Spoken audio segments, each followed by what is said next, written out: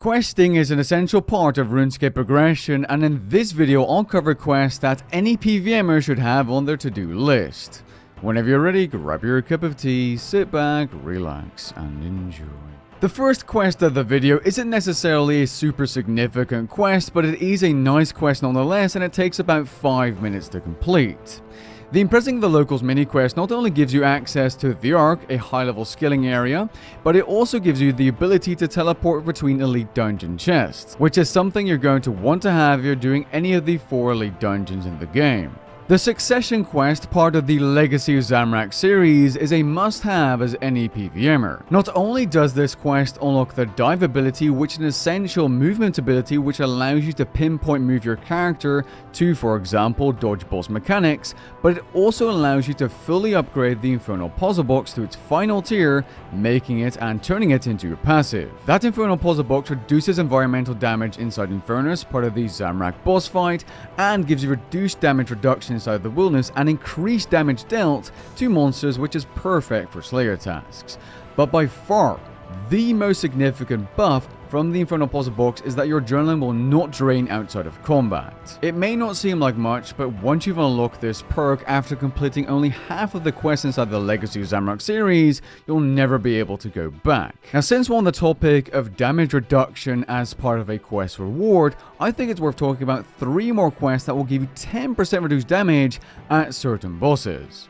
The Twilight of Chaos quest will give you 10% reduced damage at the Zamorak Lord of Chaos boss, which is a no-brainer to unlock if you're a high-level PvMer. The Curse of the Blackstone quest, which isn't much of a quest and more of a hey, let's run through the first 3 elite dungeons in story mode quest, will give you 10% reduced damage inside those 3 elite dungeons after completion. Also noteworthy is that you'll be able to buy an elite dungeon chest upgrade for dungeoneering tokens after completing this quest, which allows banking in between checkpoint chests within an elite dungeon. And then finally we have the Song from the Depths quest, which will give you 10% reduced damage at the Queen Black Dragon boss. You know what else has dragons? Yes, that's right, today's sponsor, Raid Shadow Legends. Raid is the ultimate turn-based RPG game that lets you take on bosses and dungeons using your own dream team that can be created from over 800 different heroes. The world of Raid is colliding with Monster Hunter in an amazing limited time crossover. By playing Raid, you can collect up to 5 legendary Monster Hunter themed champions based on iconic Monster Hunter creatures. The first of which, called Rathalos Chase, is collectible by simply logging into Raid for 7 days between now and March the 5th,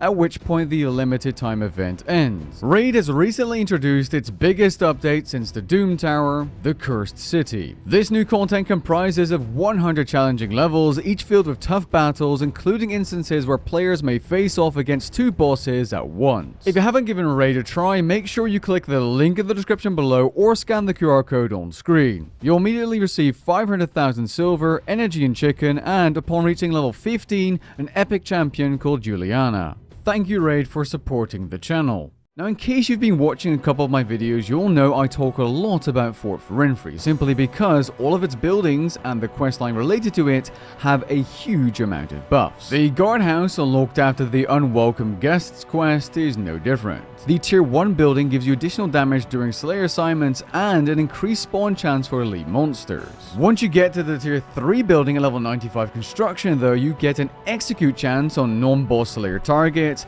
and increased damage against non-boss Slayer targets below 25% life points, in addition to higher Ushabti catch chances. In essence, this entire building is a major buff to your Slayer kills per hour and therefore also your experience per hour. Speaking of Slayer quests, I could not continue this video without mentioning the Smoking Kills quest. If you have not completed this quest and you're doing Slayer, stop what you're doing and get this quest finished, because you're gaining 50% of the potential Slayer points you could be getting after having completed this quest. And those Slayer points are essential for upgrades in addition to skipping, blocking, and preferring tasks. Some abilities are unlocked after completing certain quests, and 2 of the most important quests, which have low requirements, are the World Wakes and the Dig Site quest. Both of these quests unlock abilities I mention and other people mention in their guides. The Dig Site unlocks powerful tendril abilities you're going to want to have for magic and ranged.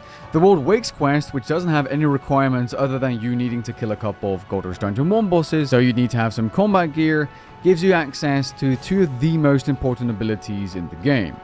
The Sunshine ability for magic, and the Death Swiftness ability for ranged. Ever since the changes launched alongside Necromancy's released back in August of 2023, the Salve Amulet Enchanted, or E for short, has become even more important than it was before. Training and leveling your combat skills, especially Necromancy, is done on undead creatures for the most part, and getting 20% additional accuracy and damage for just wearing an amulet is insane. This amulet is unlocked after the Haunted Mine quest, which doesn't have many requirements, and then after completing the Lair of Tarn Razalor mini quest, which is more or less a bit of parkour, which can be quite annoying, you can enchant it and make it even stronger. In addition to it being used for training, you can also use it at Bow's Rise of the Six for a best in slot amulet, because accuracy, at least at that boss, is very important. Next up, we have two quests that are related to each other, being the Lunar Diplomacy and Rementor quest.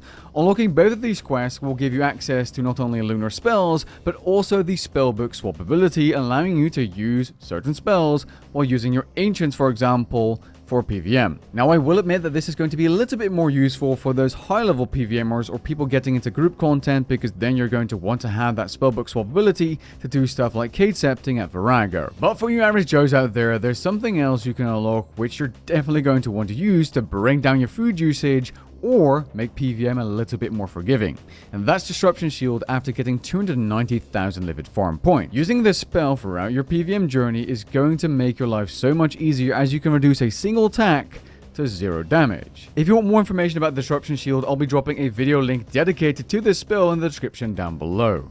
Getting yourself any of the Zuk Capes is going to be a major buff to whatever combat style you pick, but before you can do that, you need a Kiln Cape. And before you can get a Kiln Cape, you need to complete the Elder Kiln quest. And thus, it is highly recommended that you complete this quest to get yourself a Kiln and eventually a Zuk Cape as well. Next up, we have two very different quests, but essentially what they offer is the same thing. They allow you to reduce the amount of overall damage you take throughout any bossing encounter. Both quests have more rewards than just this, but the main two rewards I want to talk about are the Darkness Incantation and the Animate Dead spell. Now, the Animate Dead spell is unlocked from the City of Sintistan quest, and this quest unlocks another couple of ancient magic spells which you're going to want to have. But the golden reward here is definitely the Animate Dead spell. This spell, combined with magic tank armor, makes it so that you take significantly less damage, which is amazing for long bossing encounters like the Fight Kiln or Zuk. The other quest you should complete is the Terms of Warlock quest to unlock the Darkness Incantation, aka spell. The Darkness Incantation has a similar benefit, except instead of reducing damage for only magic users, it allows you to dodge 20% of incoming attacks, which in essence means that over the long run, you'll be taking 20% less damage. What's even better is that you aren't limited to a combat style when using the Darkness Incantation, so you're able to use it with magic, ranged, melee, and necromancy. And no, you're not able to use both at the same time, just so you know. The next quest in this video is the Extinction quest, and this quest has a couple pre-required quests that are also required for certain quests and the rewards I've mentioned in this video. This quest, after completion, will give you access to a brand new skilling area, but more importantly, it gives you access to the passive Ring of Vigor, as you can add it to your tool belt. And let me tell you, saving 10% of your adrenaline every time you use an ultimate, like Death Swiftness or Sunshine or Berserk, is a major DPS buff, and not having to switch your ring for this is fantastic. The most important mid-game PvM quest, in my opinion, is to unlock curses by doing the Temple, not to be confused with City, at Sintistan quest. This quest gets you access to curses like Soul Split and damage boosting prayers like Turmoil, which make PvM, Slayer, and AFK combat training significantly easier. All you need in addition to the quest to actually use curses is level 92 or level 95 prayer, depending on which curses you want to use. While this video has no particular ranking, I'd like to briefly mention 5 more quests as honorable mention. First up, we have the Plague's End quest, which unlocks the Elf City and, more importantly, Combination Overload recipe. We then have a second completion of the Broken Home quest under 37 minutes to unlock the Asylum Surgeon's Ring. This ring is fantastic, and if you don't yet have something like a Ring of Death, it might be the ring for you. The One-of-a-Kind quest unlocks a powerful amulet called the Dragon Rider amulet, which increases the Dragon Breath ability's damage by 10% in addition to having a burn chance, but because you're probably going to be camping in Essence of Finality or Amulet of Souls, and not everyone likes switching, this is an honorable mention, but this amulet is fantastic for magic. The Housing of Parliament quest, RuneScape's newest quest so far, is probably the easiest way of getting a powerful bit of PvM jewelry. After completing the quest and assuming you have 85 crafting and level 68 magic to enchant this necklace or amulet, you'll be able to get yourself a Conjurer's Raising amulet, which increases the basic attack damage of your conjured spirits by 5%, which is a major buff for necromancy. That being said, if you're a regular player, you can simply just buy this off the Grand Exchange, so you don't actually need to complete the quest. And finally, if you're going to be doing anything related to Gold Rush Dungeon 1 like pet farming or Nex, having the Ritual of the Majorok quest complete for the Stone of Jasper from the Glacier Cave is a nice thing to have as well. Now, these are pretty much most of the major quests you're going to want to complete for your PvM journey. If you found this video helpful, leave a like down below and maybe even consider subscribing, and I'll catch you guys in the next one. And once more, a thank you to Raid for sponsoring this video.